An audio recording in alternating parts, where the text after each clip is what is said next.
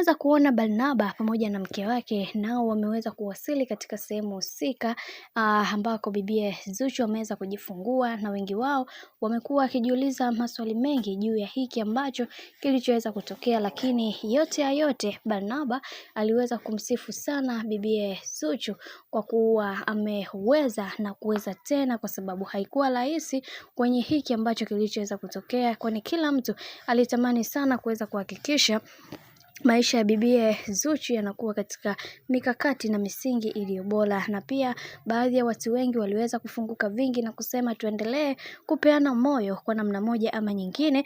Kama unavyojua bwana mke Barnaba naye ana changamoto ya yeye kuweza kupata mtoto, hivyo bibie Zuchu aliweza kutumia nafasi hiyo kuweza kuwaombea na akamwambia kwamba kila kitu kitakwenda kuwa sawa.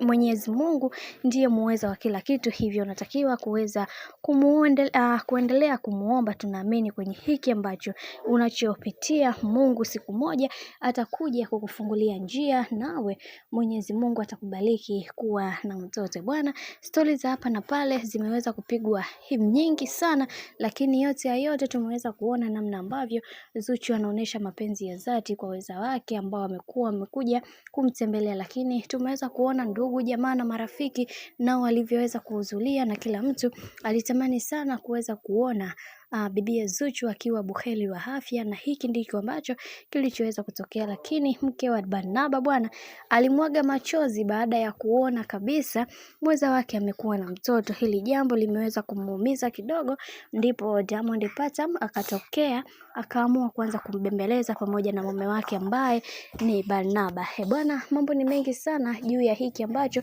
kinachoendelea kwa sasa. Mimi naomba nikusii kitu kimoja, kama ndo mara kwa kwanza basi usisahau kusubscribe, kulike, kushare pamoja na kucomment.